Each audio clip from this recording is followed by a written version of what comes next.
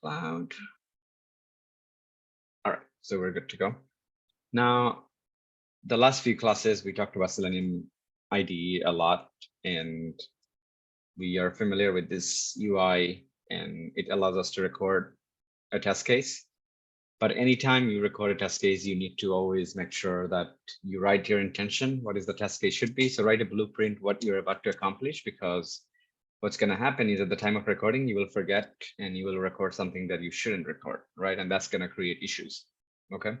So now for those who already worked in and already created their test cases, I'm going to show you how to take this test case and put them in your Selenium light framework that we created last class. So that way your test kind of runs by itself without having to even open a Chrome and then go into specific plugin. Okay, so we're gonna make your test, which was created in using the plugin, almost independent. Okay, so this was my test when I created. I'm gonna just go ahead and quickly run it to make sure it runs fine. Once it's success and everything is good, then what I will do, I will copy the code. And this is, again, guys, I'm going to show you more than once because this is important. And this is going to probably save you a lot of time at work. And this is probably going to also save you, save your job in the beginning, because you need to show something in the beginning before you can be full up to speed with the framework, with the application, with your process at work, the team process, and all of that. So when you are at this stage, make sure you select, okay, there is two ways. You got test suite, you got executing. You can select test, okay? Once you select test, then you right click on the test itself, this test case. It gives you 4 options, okay? You can delete, you can rename, and you can duplicate, you can even export. So we're gonna go for export. When you export, you have multiple options. When Selenium IDE first came out, or at least in the beginning stage, they used to support at least 10 to 15 languages and framework. But they stopped doing it because I think they want to support 4 or 5, and they want to do it really good. And that's what they did right here. Java and JUnit. Now our framework, is it compatible? That's the first question that we want to ask, because if we just convert it into Java and JUnit, is going to work? So let me go ahead and pull up the IntelliJ first to make sure it is compatible, to make sure that we're not just, okay, it's opening up.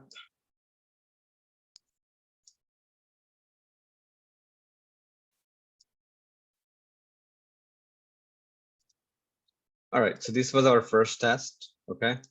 And pretty much I did some random stuff at the end, but how do I know if it's compatible?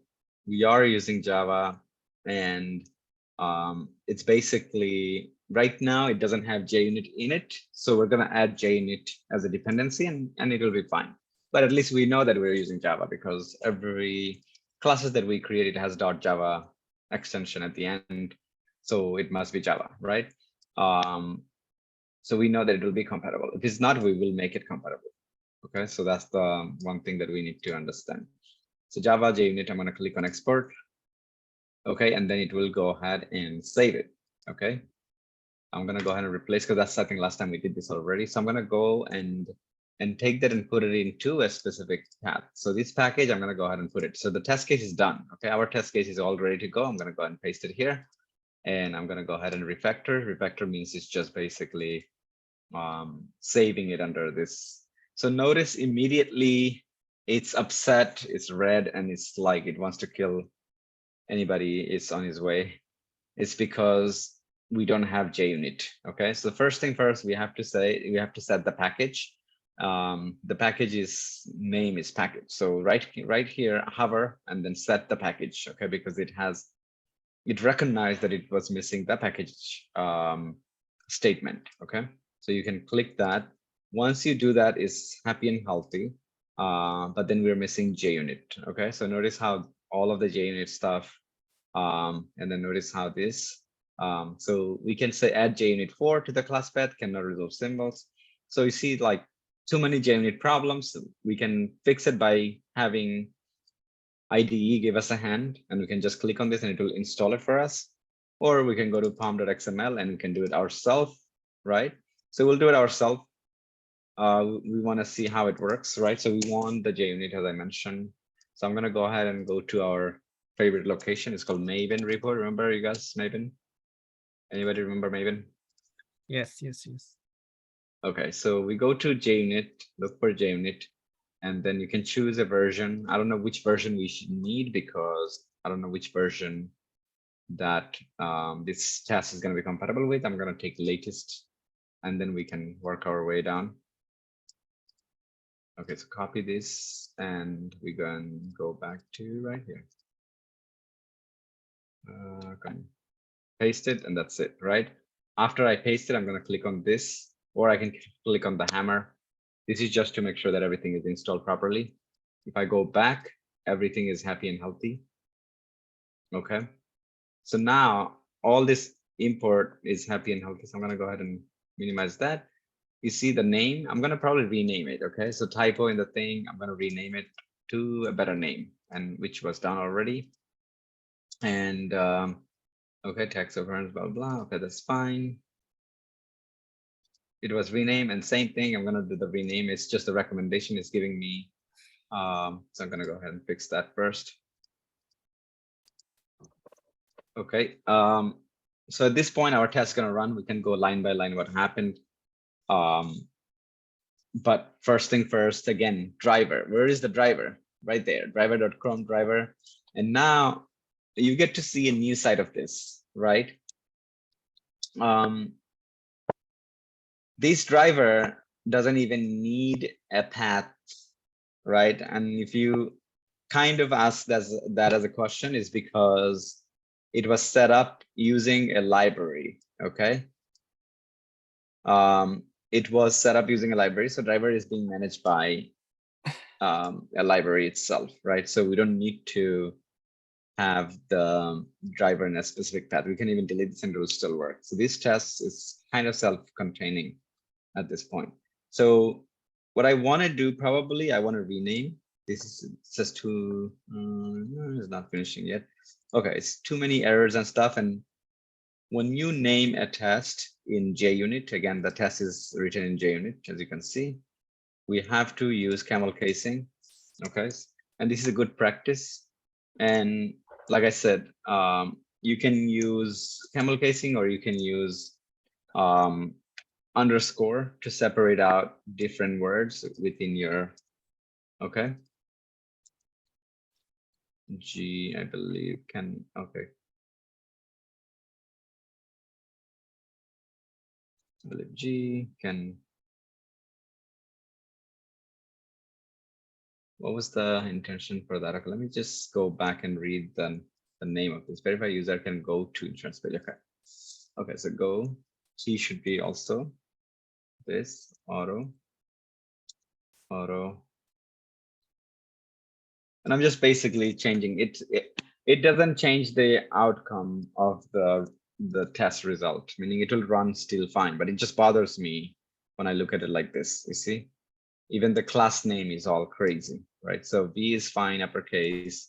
So the class name, it doesn't have to be like this big, right? Class name can be something different. So I can go ahead and rename this. Refactor, rename, and I will say verify. Instead of verify, I'm just gonna say insurance page. That's what you're validating, right? So that's fine. Refactor and done. Much better. Okay, so far so good, right? Any questions, guys? I have a question. Yes, please. So we need JUnit for import those test cases here. Yes, because it's telling you in the beginning, like, hey, I can give you the test, export, and you say I can give you the test, but it's going to be Java and JUnit. So okay, Selenium is assumed already. Like they're not even mentioning Selenium because it is Selenium, right? It is Selenium that is giving you. So of course it's going to be Selenium, right? One more question. What is JUnit? We're going to learn. We're just getting there. Today was the first time we even mentioned JUnit. So we'll learn. It's just a library, Java library that helps you write your test. For example, you see the annotation. So JUnit allows you to separate your code into different sections. So for example, you're saying your test is this much, this block is actual test, but then you have this block right here, block of code, which is before, that means setup, right? So you're giving a name properly. So now what's going to happen is this before is meant to run first. So no matter how you put your code, where you put your code, it will always run this one first. And then it'll run your test. And after that, it'll run this. Okay. So let's go ahead and actually run the run your test first. And then if it doesn't work, we'll have to fix it. But let's see if it works or not. So there's so many issues already, but let's see. So right off the bat, we have a driver issue. So we'll fix the driver issue first, and then we go from there. So we know that we did something with our driver before. So I'm not going to spend too much time on this. I'm going to go ahead and copy so that way we can move on from this. And then the next framework, I'm going to show you how to create a driver without the driver itself, right? That means we're going to use a third-party library, okay? So in this case, I'm going to go ahead and remove all this. Okay, driver is new driver, blah, blah, blah. So driver is already mentioned. Okay. Paste it. And then obviously we got to remove all this garbages. Okay, so we don't need this.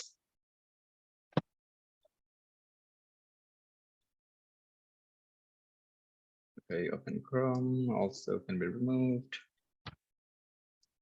Okay, so because driver is already defined as a WebDriver, we don't have to mention it again, WebDriver type, right? This type is already predefined right there, okay? Okay, so now we should have our test case working. By the way, notice how nice it looks now, like before a second ago. What did I do? That's a shortcut, right? You guys should probably know about this. All right, so let's run it. Nobody's interested to know that. So we'll run the test and see if it works, okay?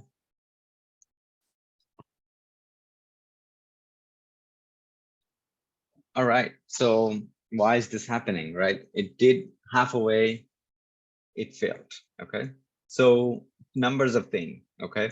When you basically copy the code from here, doesn't mean like on the IDE. The IDE handles the code in a very different way, right? They know like they have to wait for something to come in or whatever is the case.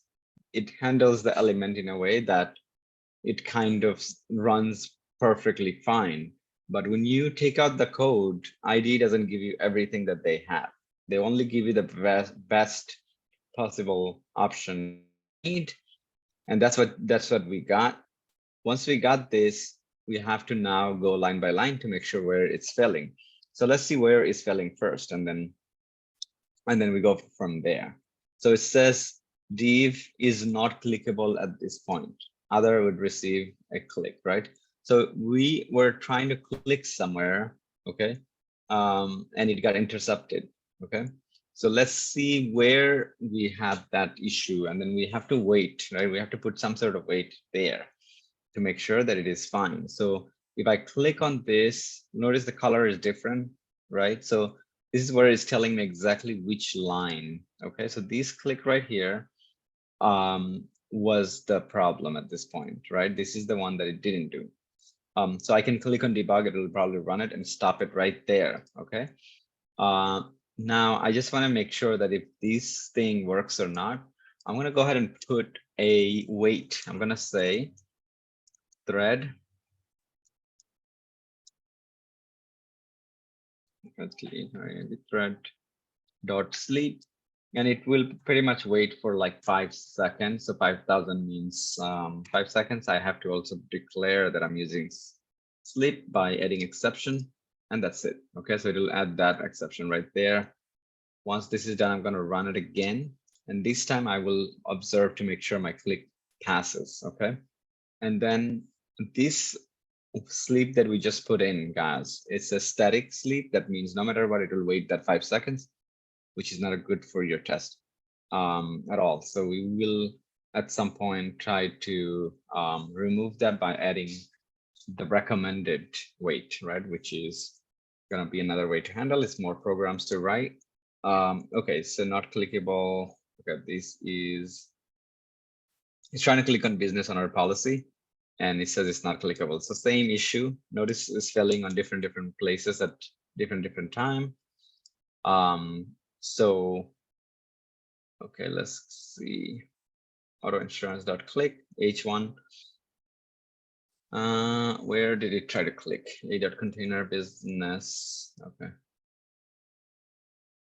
I gotta go back in here. Maybe go back. This was one of the click that we fixed. So I'm gonna go ahead and put a debug. Okay. What does debug mean to you? Right? Debug means is that if test fails, I want to stop. I want to stop it right there. Okay. I don't want things to go any further, and it will go ahead and stop. You see, notice everything stopped, everything freezes at this point. So it will freeze at exactly at this point. And now, so I think this locator changed. Maybe that's the problem because it has numbers in it. So I don't trust it. At this point, I guess this one is, let me just go ahead and copy this and see if it still works. Okay, copy. And I'm gonna go ahead and test it to make sure it still works. I believe we're supposed to click on business. So I'm gonna go ahead and inspect on this. And I'm gonna go ahead and paste it right there. Okay, let's see which one is getting highlighted. And this is something that you'll have to do daily basis, okay? So when you write a new test and you decided to, you basically decided to create your script and then copy and paste it, then this is gonna happen. So notice is that this is an unnecessary click. We don't need this click to begin with, okay? It's because this is just clicking on the header for no reason. We don't need this click at all, okay? So I'm gonna go ahead and remove this. And you have to be able to determine what you need and what you not need, okay? And so I was able to determine this by looking at it. So I'm gonna go ahead and run it again. This might be also something that we don't need because we're already there. It's not like we're verifying anything at all. So I'm gonna go ahead and remove this to line for now, okay? So again, just because you copied and pasted doesn't mean your test's gonna run perfectly fine. There will be step that ran fine on the IDE and it's not running fine here because it's totally two different thing. It converted your test. Doesn't mean it completely will have the same characteristics, right? Okay, so let me go ahead and run it now. Let me stop this debugging first. Nobody has a question on debugging either, right? So you guys know what debugging is. Okay, let's see this time. Code. Okay, so let's see this time. It ran, everything is fine, and it did what it's supposed to, and that's it, right? So our test passes, no issues at all. Notice the test result is way different than before, is because we're using JUnit, and I believe there will be a, no, not in here. Target.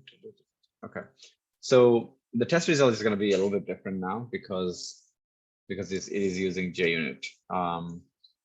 These two was unnecessary step that I had, and it was just clicking on the header, and obviously header is something that we don't even need for our test to be clickable, so we're fine. Our entire test is basically making sure that it can go into personal, and then you're clicking on business. Once we click on business, we're just looking for the first name. If it's there, we want to make sure that it is editable or not. And if that is the case, it will go ahead and tell us, right? So if the first name is not editable, then it will tell us the issue, right? Because this is the assertion. So we're going to learn about assertion as well. Assertion, in an automation is 100% necessary, because without it, you don't have your test case, full test case at this point. So that means you wrote a test, but it's not verifying anything at all, right? That means your test case is not a test case. It doesn't do what it's supposed to do, right? Okay, so then we have a global wait, guys, timeout. Okay, so anything happens in between. Notice I removed the timeout, sleep and everything, and it is still working fine. It's because we have a global timeout for the driver. Anytime it faces unexpected issue, it will wait for 30 seconds with this line. And this is basically explicit wait, okay? So we can apply this code to any of the element that we feel like we need to put wait, right? 30 seconds doesn't mean it will wait the full 30 seconds. It just means that it will wait up to 30 seconds, okay? And if it takes 5 seconds, it will go ahead and use 5 seconds. It will take 10 seconds, it will use 10 seconds. So this is called explicit, and we're gonna learn the weights explicit and implicit later. I don't want to confuse anybody. Today's class is just to make sure that you can focus on being able to bring your test cases from IDE. Now, can we do more refinement? Because this is not enough, right? So we can actually go ahead and do more refinement to our test and make it much, much better. Okay, so let's see what's happening. So this is your opening and this is your closing. And notice when you copied it, what happened is that you got 1, 2, 3, 4. It's like too many opening and closing going on here. We don't really need that because it is a continuous workflow, right? So on this driver, do we need this? I don't think so. I'm gonna go ahead and remove that. And then this is a separate section. This is just to make sure that we can click on about, okay?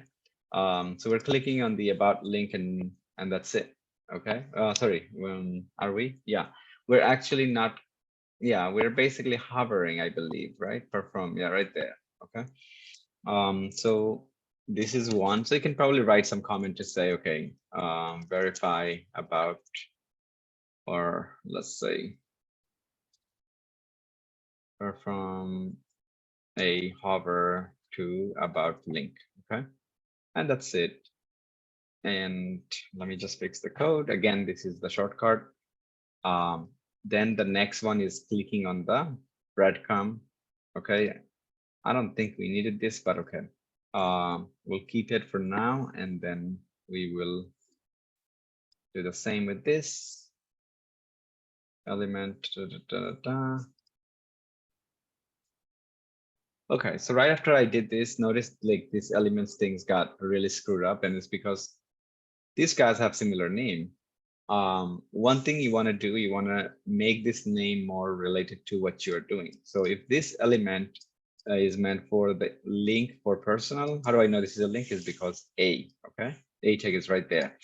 So personal, right? So I'm going to say A, or I can say personal, okay?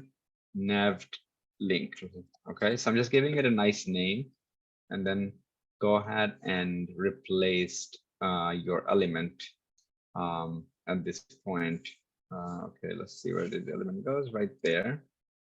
And then notice the builder. This is your new action builder. So you can give it a nice little touch, which is this. Matter of fact, you can probably use the same action for every other one. So we don't need to use multiple action, but for now, I will just personalize that. Okay, and then we can go from there. And then notice this. Go ahead and do this, and then we are still good. Element, you want to give again the name. This is the separate section. Again, when you are removing this casing, the blocks for your code, your responsibility is to make sure that you rename things so that way it doesn't fall under the same exact name, because it will create issue. For example, you see the names are same, so it's creating the issue. So business.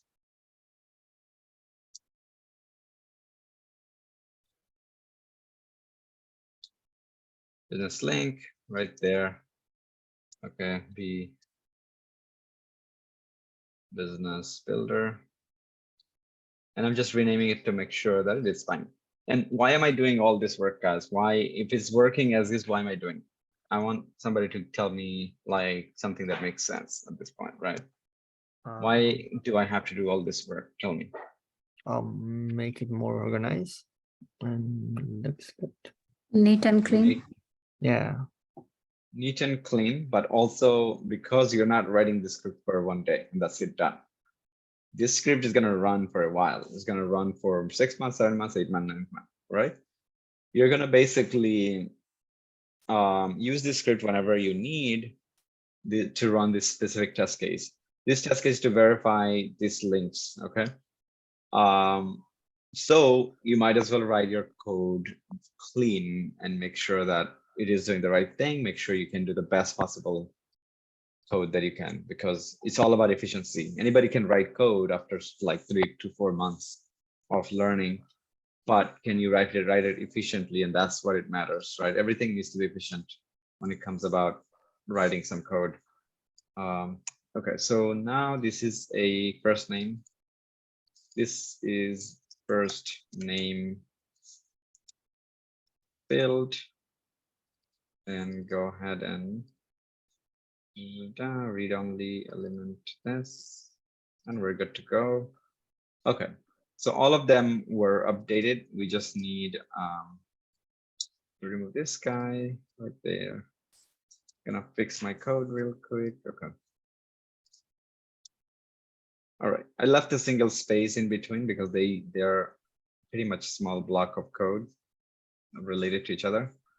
Okay, is editable? I just want to see. Is editable? That's good. 1, 2. I just want to have a count. You have 1 opening, and let's see. This is for that, and this guy is for who?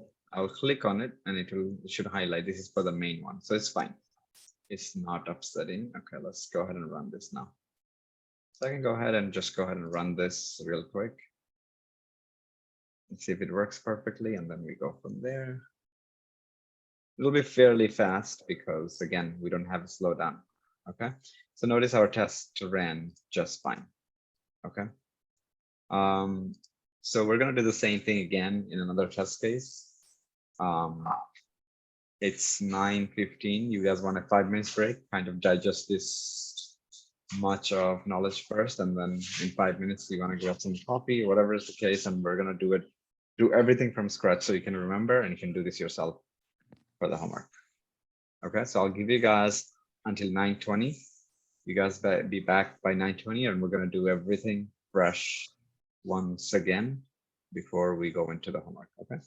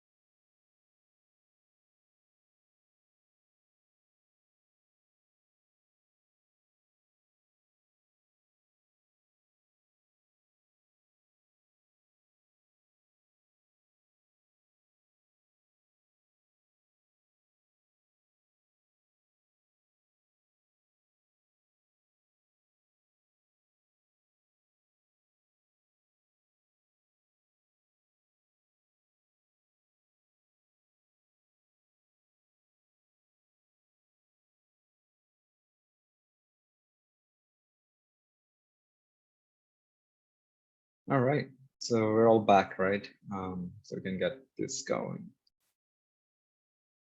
All right, guys, any questions before we start? You guys, so far, I mean, what I've noticed is that you guys have up until here, right? Meaning if you have up until here, you're good. We're not adding to this first test. This is different. We're just basically pasting, we're just copying the entire file and then making modifications, okay? So ideally, let's say you're working at wherever is the company and you use your Selenium IDE to create your test cases. The export will give you the whole file. You don't even have to like copy the code and paste it. So you take the file, you paste it here, and you have to do a few things. And these are the things that your IDE will recommend. And there are some things that I will recommend for you to make some changes, right? Later in our classes, you're going to learn that this is also not efficient. These things, we're going to move it to appropriate location and we're going to call them by name. So for example, this whole block, what it does is basically just performs the hover over the link called about, okay? So if that is the case, we're going to give it a name. Let's say hover over about link, right? For example, it's a very relative name and it says exactly what it does. And then we're going to just call the name instead of the whole code, right? And we're just going to make it cleaner and cleaner and cleaner. So it'll go beyond this. This is like on your first pass. Okay, this is like when you create your first script. Okay, and that's what we are doing. This is not, don't expect this to be like, oh wow, this is it. I think this is it for us too. This is all there is for automation. There is a whole lot. What we are trying to do right now with our class is that, yes, you know, since there is an IDE, can we use it? You know, and how can we use it? I'm showing you how to use, I'm showing you how to create your test cases, but that is not the way at some point you're gonna write automated tests.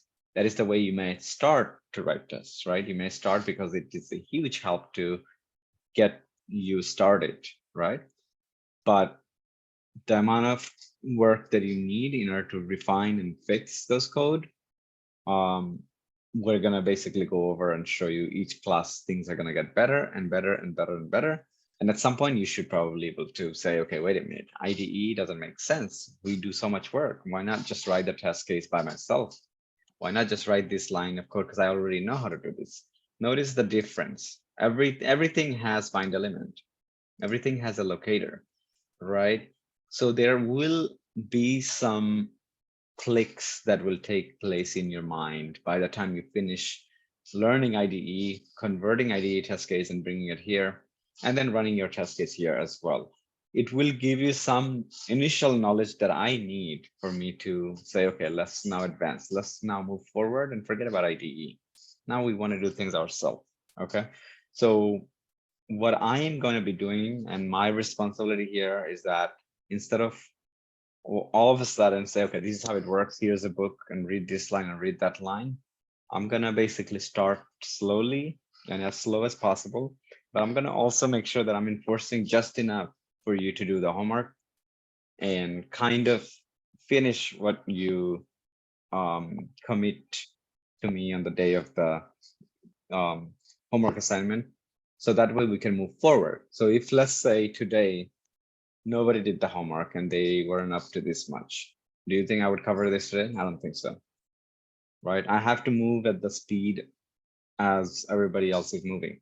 Now, if out of the whole group, if let's say one person is behind, then we can work separately, right? We can work separately with that person. But if everybody's behind, then it doesn't even make sense to work separately. Okay, so that means we're just gonna slow down. We're gonna slow down, therefore it's gonna take longer and longer and longer, right? So and like I said, you don't have to slow down because everybody else is slow down. If you can go fast, that's totally fine. If you are moving at the same speed as me, that's also fine. But if you are slowing down for some reasons and you need some extra time, reach out to your classmate, work with somebody, pair up with someone, right? And that's the type of culture, that's the type of mentality you have to have for work too. Once you get blocked, you cannot do something. It doesn't mean you're gonna be like sitting on that. Imagine like 1 week goes by, 2 weeks goes by, and they're just asking you and you have no solution. The easiest thing you could have done, just reach out to a coworker. Hey, have you ever faced this issue? This is what I have. This is the type kind of problem that I'm facing. Do you have any recommendation? Let's look at it together, and your situation would be solved on that at that time when you talk to your coworker, because I'm sure he has faced similar issues as you are. And that's how it's going to be. Automation is not like, oh, they hired you as an expert, so therefore you cannot ask questions at all. Or maybe you think, okay, they hired me as an expert on the automation, so I cannot Google. My boss is behind me. If I Google something, it's going to be embarrassing. No. Whenever you need to Google, even if it's a silly question, instead of like saying, what is Selenium? That's probably something that I would say don't, because we already going over it. But you can ask questions like, okay, find element, but I expect it's not working, CSS is not working, whatever is the case, what are alternatives way to deal with that same exact issue? You can even, okay, so like, let me show you guys. If you have a problem like this, like, earlier we solved a problem where it says that driver is not found. If you type that in Google, or if you actually copy and paste it in Google, you get the answer. Do you guys realize this? So it says something like this: driver path is not set, something, right? I believe it comes, okay, let's see. Something like this, right? So let's show you guys, right? Okay, Selenium driver showing path not specified. Okay, this is the same problem. Not only you who facing it or faced it, a lot of people. So this person faced it about 1 year and 4 months ago. And he said, okay, this is what's happening with me. And this guy says, okay, driver is equal to driver.chrono driver and providing the path. But is this the answer that you need? I don't think so. This seems like a different language. I don't see this as a JavaScript. This is basically just, this might be a JavaScript one, but not Java, right? So, oh, sorry, this is a Python. Okay. This is a different language. So you might want to write specifically what language. So Java, Selenium, right? So you can be more specific at this point. You're getting, some of you guys got this issue, correct? Exact same thing as this guy. Okay. And it's in Windows 2. He provided details about his machine to get some help. The guy came in here and says, hey, do this for me. Okay, this, and then put the driver path. And then after that, Google. Okay, so the exact answer is right here. All you have to do is update the path. And this exact code will work for you too, if you copied and pasted somewhere. Okay, notice like how somehow there is a similarity with people's answers. Some people will give you alternative solutions. So if you put the driver path here, you don't even have to do it the way that these guys did it. So there's always more than one solution, just like math, right? So just keep that in mind. This is the alternative solutions. And then let's see, this is another solution. This is the same exact solution, right?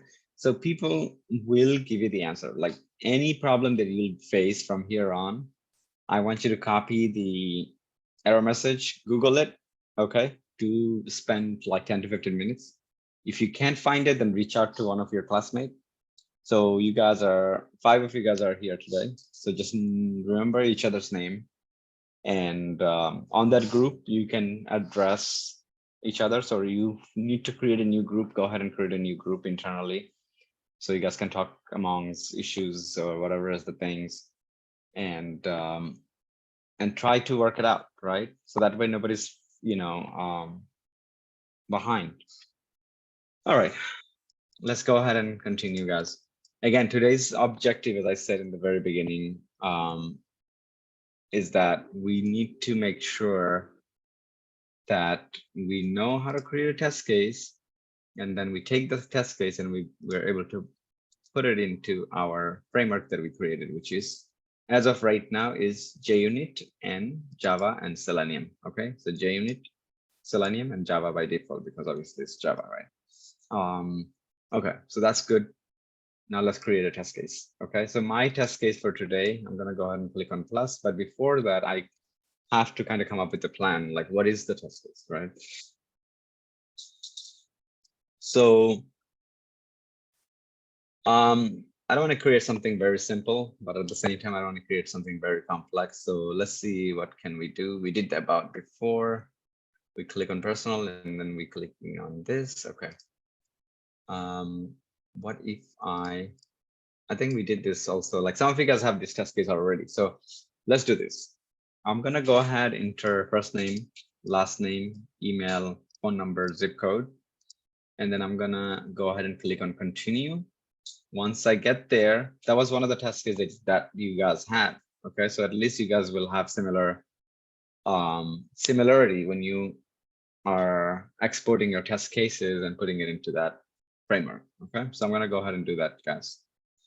Now at this point, I'm gonna click on the plus and I'm gonna say new test case. I'm gonna say verify auto. So this time we're doing auto insurance code. Okay, first page. I think we did this before, so let's just do it again just for this recording purposes. I'm going to click on the record. And now it went right here. I will be able to select personal. I'll be able to select business, whatever is the case. I'm going to say personal auto. Okay, so hover, right click, and we have to say mouse over. Okay, otherwise it's not going to work. So mouse over, we did that. After the mouse over, we want to click on the auto. Okay, so I'm going to go ahead and click. Sorry, mouse over and click. Okay, once we did that, we click on the auto insurance code. Okay, once we did that, okay, I'm going to restart the whole test because okay.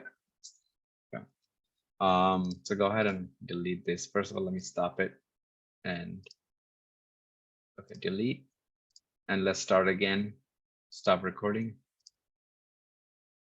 All right, so why did I pretty much stop is because like every time we go to a new page for the first time, I want to verify something on that page before doing any action.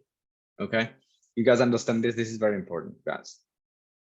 You landed on a page for the first time.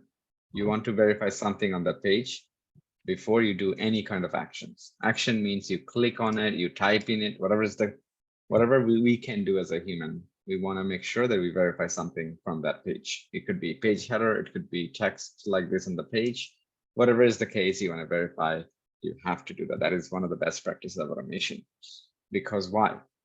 If you're, let's say, clicking on the first name and you want to enter, for some reason it didn't enter, it cannot find the element, but the previous steps was to find this and it found it, then you know for a fact you're on the right page and the first name field is not working for whatever reason. So then you know that you wrote your test correctly. That means you have to jump on that issue to see if you are able to discover a bug. If that is a bug, in fact, you caught. The number one reason why we even create automation is because at some point we should be able to catch bugs.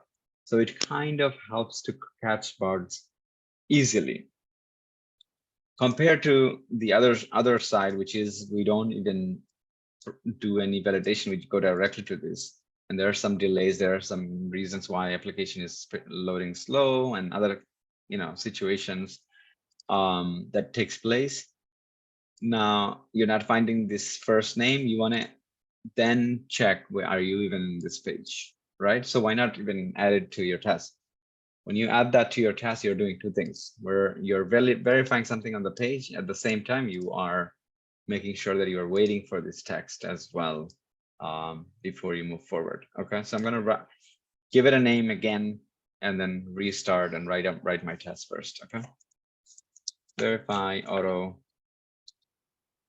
insurance code page 1. Click add. Go ahead and record. Starts from here. Personal, I need to go ahead and implement a mouse over. Okay, I did that. Then I will go ahead and click on auto insurance. I did that. I want to verify that this shows up, Nevada car insurance. right click. Okay. And then I'm going to go ahead and do an assert. Again, assert and verify does the same exact thing, but they have two different kind of a reaction. Okay. And we'll talk about that. Once that is done, we will go ahead and click on this. Here, I want to verify that I'm on this page by making sure this text shows up, right click. And I will do an assert, again, text. Once that is done, I'm going to type up my name. So it could be like John Smith. Email is John Smith at gmail.com, whatever is the case you want to put in there. You want to say 343-668-2233. That's his theme number 11101. For example, that's his zip code. And then we're going to click on continue. Once we do the continue, we want to make sure that these things is showing up. Right click, assert, and verify. Okay. I'm going to go ahead and do a text verification. The next one, I want to do value verification. Okay. So I'm going to right click on this and I want to say verify, which is assert. I'm going to say value. Okay. So value. Okay. So I'm just making sure the value is correct. Okay. And verify value, verify. Okay, this is the soft verify instead of assert. Okay, that's fine. We'll do verify for now. Okay, value. And then we will do. One second, guys. Verify also value. And then rest of them we can do the same, but you guys got the picture. Okay. So we're making sure that the information that we typed in on page 1 is transferred here correctly. I'll do this value also, just in case. Verify that value is coming up. All right, and then that's it. Maybe I don't want to add more extra work to it. So now I go back in here, I go ahead and stop my recording. Once I do that, I need to now enhance my test because right off the bat, I know that there are some issues that I may have. 1 second, let's see.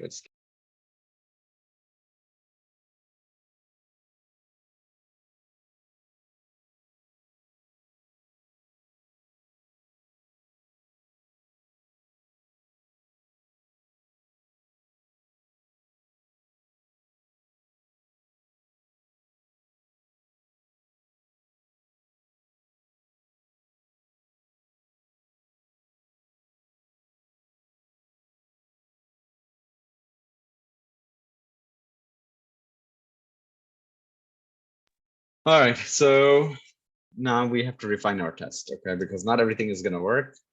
First thing first, we go up right here. We see this set resolution. We don't need this. I'm going to go ahead and delete that. Notice like hovering and everything. So I'm going to see what other options. Mouse over. This is very vague, meaning it is a higher scope. It is not specific. So I'm going to click on this and see what else can we actually use. So notice every time you see like actual text being used as an XPath, this is probably the most I would say easy one to use. The other one would be this. The second preference for me is this. The first preference would be this. So I'm going to click on that and I change the value for the mouse over. Once the mouse over takes place, the next thing we're doing is clicking on auto insurance. Notice that when we're clicking on the auto insurance, we're using the text, okay? But we also have other options if we want to use, but this is fine. Okay, this is fine because again, there is no other text that has auto insurance written on it, okay? So that should be fine. This should be a unique one, but we'll see. If it's not the right one, then we'll change it. Then we go into number 4. It is going into H1 and clicking. Do we need that? I don't think so. I'll go ahead and delete because why do we even need to click right here, guys? I'll go back. The header one right here, when we land in here, do we need to click on it? Okay, we clicked on it, but do we really need to? We don't need to. We can just check. Okay. So as a human, if we click, do we get anything out of it? Nothing, right? So our test shouldn't even, it doesn't need it. So always make sure unnecessary steps we remove. So this one needs to be removed. Now, This one, we're just checking to make sure the H1 is Nevada car insurance. So in a page, you're always going to see H1 as the only one. Okay, so it should be a unique one to begin with, but I'll see what other option. If I go ahead and click on this,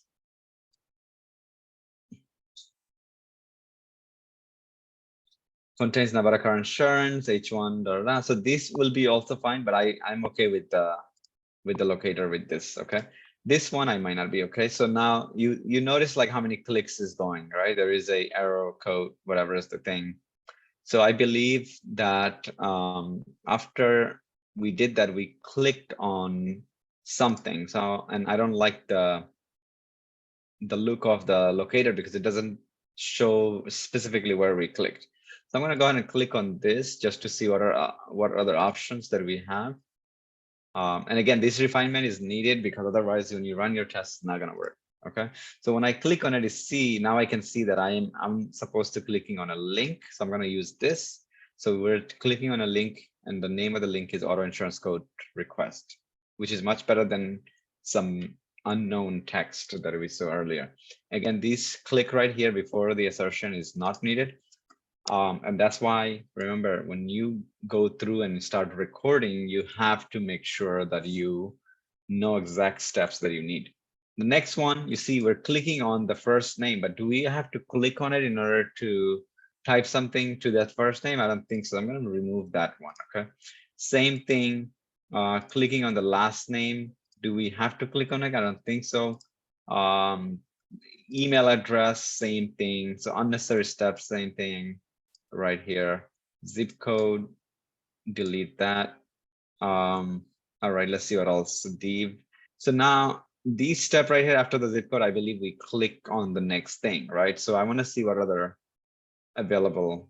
It's not very readable. We don't know by looking at it what's really happening there.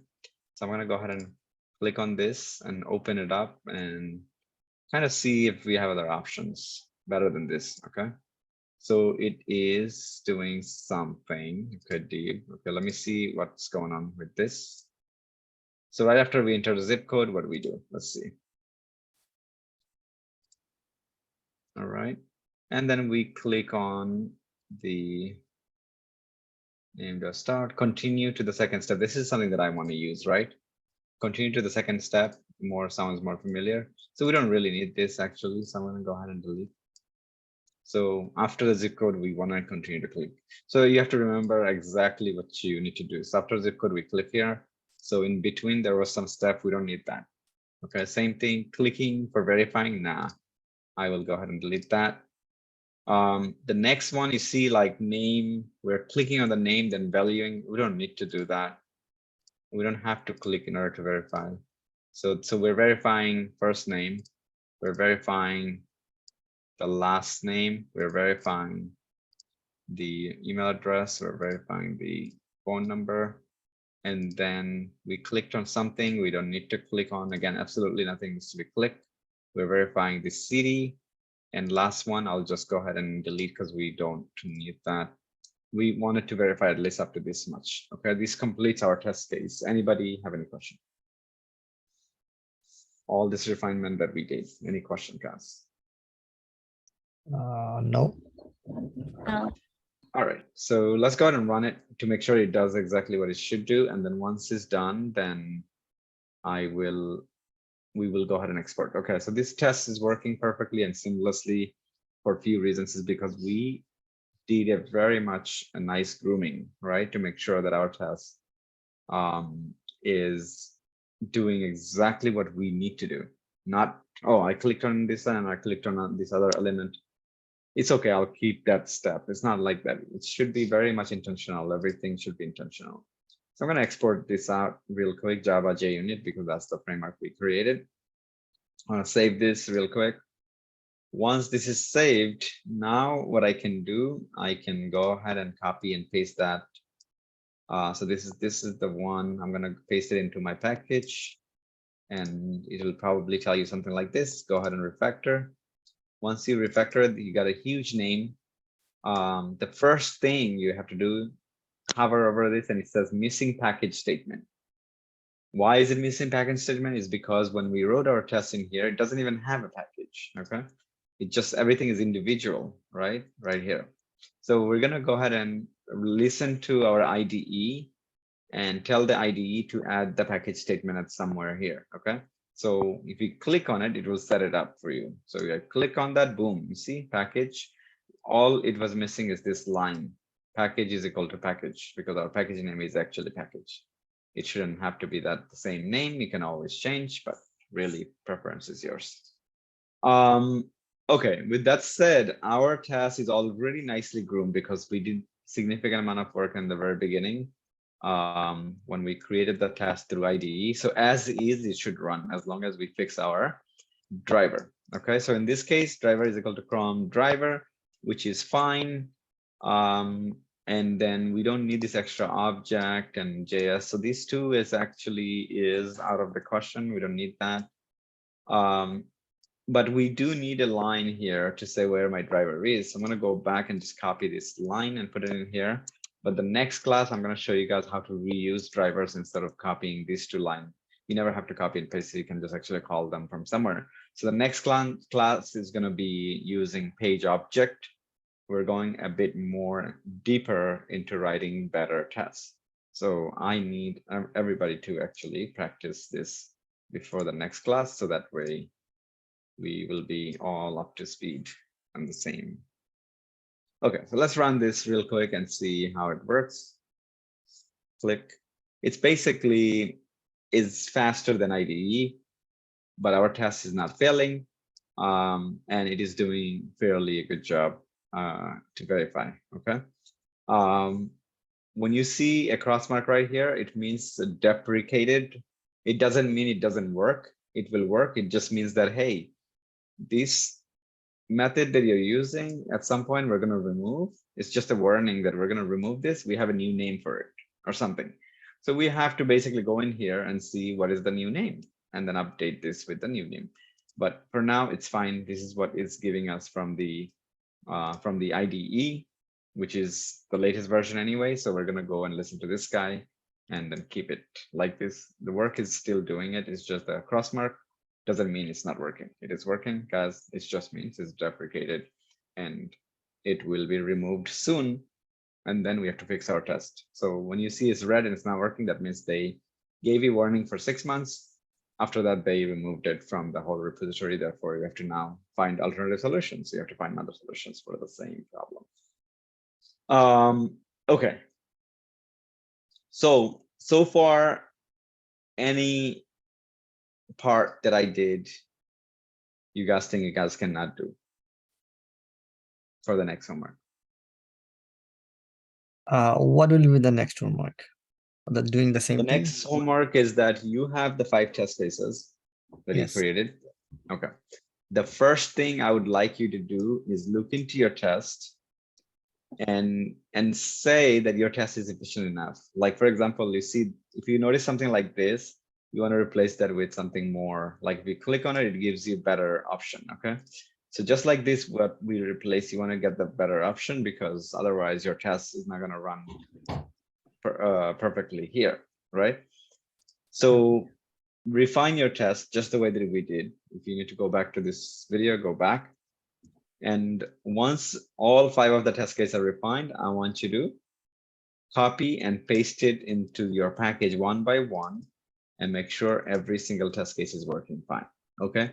Once that is done, 2 things you can do. If you are ready to show early, create a video and run 1 test case at a time, create a screen video and post it in the channel. So everybody can see, including myself.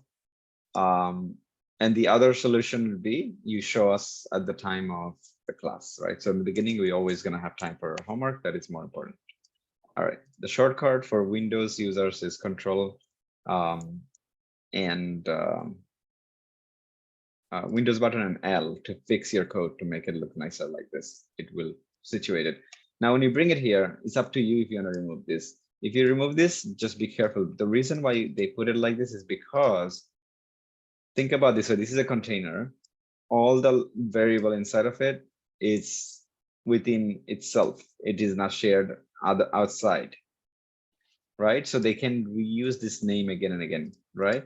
So just because they want to reuse the name again and again, like somewhere else, like this, they created, for example, value right here. It's because, yeah, they wanted to just reuse these names and kind of not write a script in a continuous fashion. They decided to put everything in a casing, which is like containerizing at this point, put it into a container. So this value is not equal to this value because they are two different, code block. Okay. This defines a code block. So now when you remove it, this and this and this and this, then it will have problem because now this value and this value is different. So you have to rename them individually, and you can easily rename them based on what field you're dealing with. So this one could be first name, this one could be last name field, and then you can use it. You have to replace these things right here. All right. It's 9:51. We can spend some time on Q&A. But it is pretty simple as a homework. You already have your test cases. You already have your framework. All you have to do is just make sure that you review your test cases, that it is still working. You run it first. If it's not working, you can go ahead and probably fix it the way that we just showed you. Once you do that, your test case is all green. You then right click, you export it. Once you export it, you get a file just like this. You drag it and paste it right here in the package. Once you do that, you have to do a few things. One is that you want to maybe to rename this to a better name, but you have to add this in the beginning on the first line. So you can hover over it, and it will give you an option to add it by itself without you doing it. And then the method name can be changed if you need to, but that's the only thing. And then you have to remove the other 2 lines of code and add this line beginning of your driver. Okay. And then it will work just fine. Okay. So I think it's pretty straightforward, and we're going to be able to do this. So the next class, when you guys are able to do this, again, we're going to use the same framework to learn new things. We're going to continue to use the framework and make it better and better and better, in a way that it will be at the end of your class, you can actually take the framework and you can use it at work, and you can save this framework in your GitHub and say, okay, look, this is my framework I created, and I can basically use this for work too. Meaning, if your team doesn't have any framework or anything, you can suggest, oh, I wrote some code a while back. It's in my GitHub. Do you guys want me to use it? I can use it. But if you are an automation engineer, you don't even have to ask. If they ask you to build a framework, you already have it. Just pull it in to your machine, start using it, and you're good to go. All right. This is more like, the framework is going to be more like a starter. Like, you cannot start from scratch, anything you do. So at least this is going to get you started to say, okay, I have this repository, I have everything that I need. All I have to do is write test at this point. And that's where we're going to be by the time we finish this class, at least the automation side. Yeah. Arafat, do you have a question? Oh yeah. Which one is the framework? Like, what is it in the screen right now, or the we did before on the drive? So framework is basically, okay, you have to know what framework is, and there is a multiple definition. And depending on what, where you're asking this question matters. So if you say the question is on the automation side, what is the automation framework? Then we're gonna say that when you have multiple items, you combine them to work as a whole. So this one is working with Selenium, JUnit, Java, and Maven in order to automate test cases. This is the automation framework. Okay. Now, the JUnit by itself is a framework because it has its own laws and rules on how to use it. But then when you combine JUnit to our framework, that becomes part of our framework. Now it's a different automation framework. Same thing, you have TestNG, and it is technically a framework, but we're going to add TestNG to our test. Now it becomes part of our framework, right? So it's going to be, yeah, it's, again, like framework means, let me just find your Google definition, but at least in my view is framework means is that you put multiple things together in order to accomplish a goal, and all of them work together to make sure that you are getting things done. That is a framework. So let's see. What is a test framework? Okay, so automation test framework is testing framework originally created. Oh my God, okay, not that's the answer. Let's see.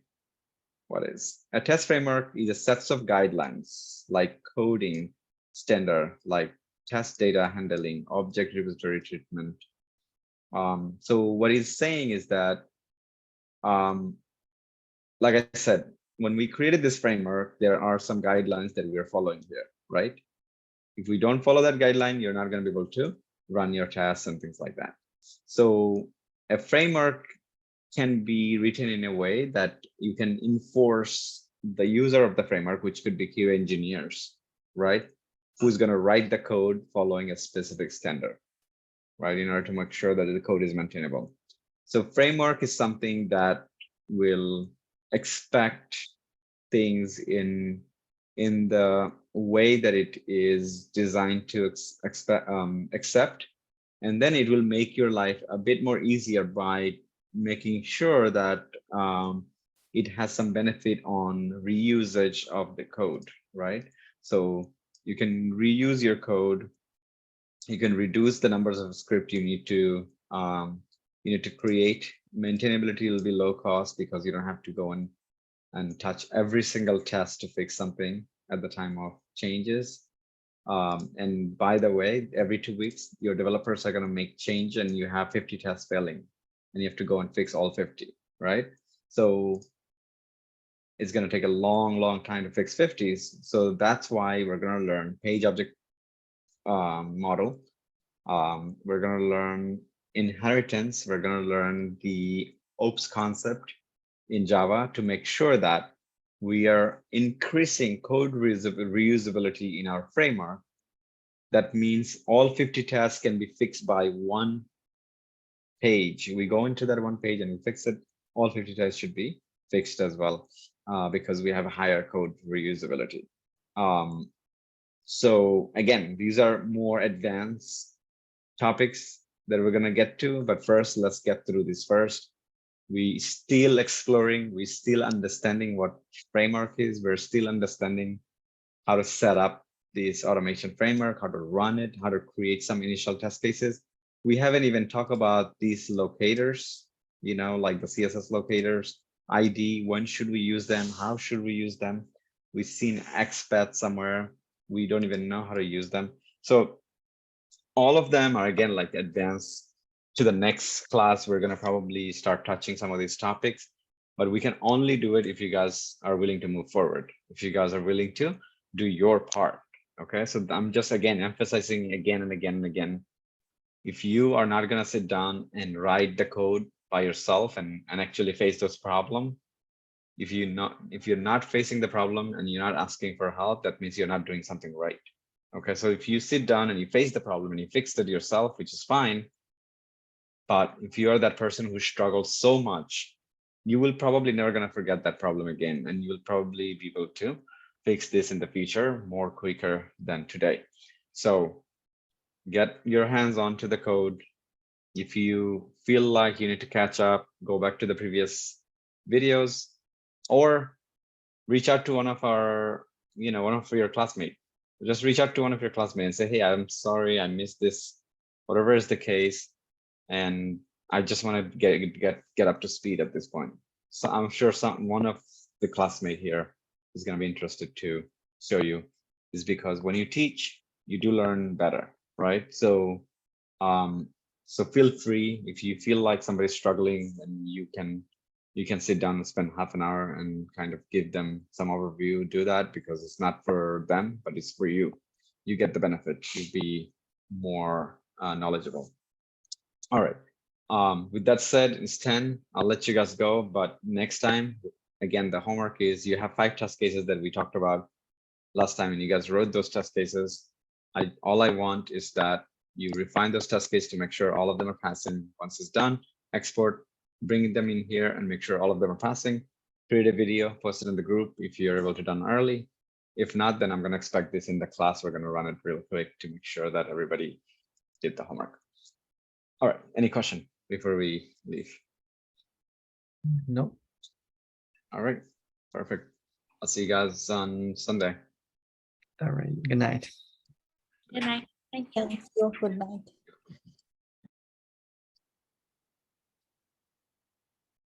Sai, if you want to stay in or you want me to call you?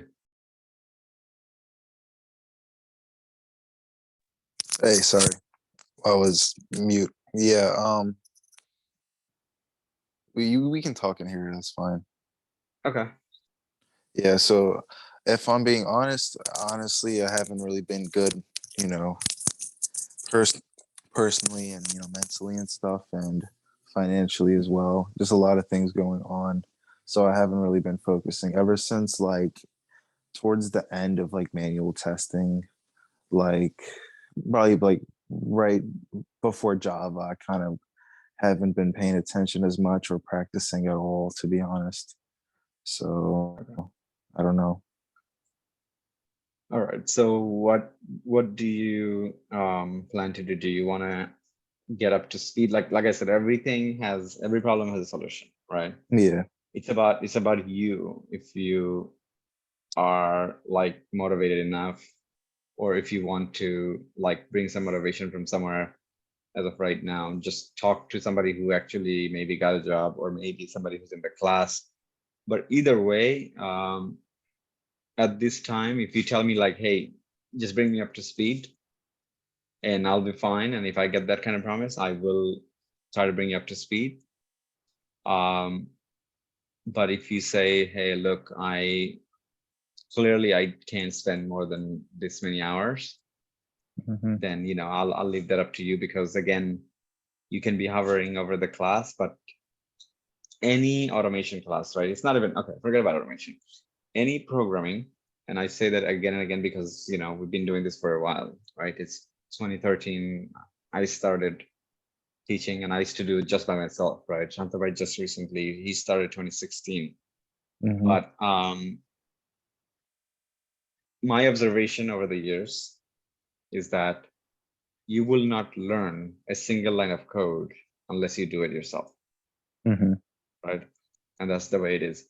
There are many students that came in and we didn't pay them a lot of attention. They spend the time themselves, got things through, they finished the class, they got the job and left.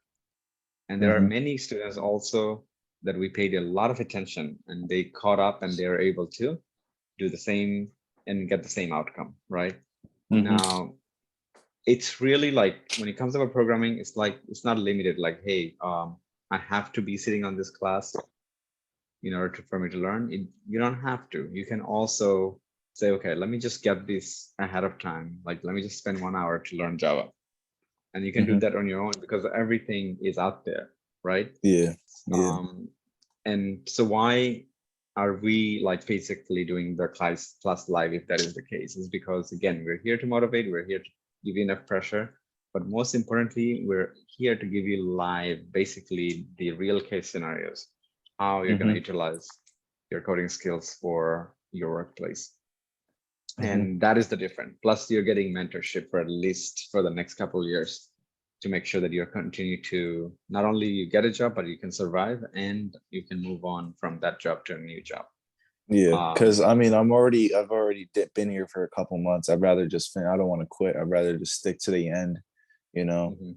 And I was thinking, say like worst case scenario, I don't get a job. Well, if I do your course again, will I have to pay again or? No, so the payment is only once, right, for the course, and Mhm. you until you get a job, and that's we stand by our words. Until you get a job, you don't pay again. Period. Yeah. Okay. If it takes 2 years, 3 years, it's fine. Mhm. Because we're always going to have a badge, right? We're always going to have a badge. We used to do 3 badges at a time. So it got a little bit too much for me because I realized even Shantabai doesn't have a lot of time. And we used to have another trainer who wasn't being really personal with the students, meaning like he would just come in and do his subject and that's it, right? Yeah. It needs a little bit of personal touch.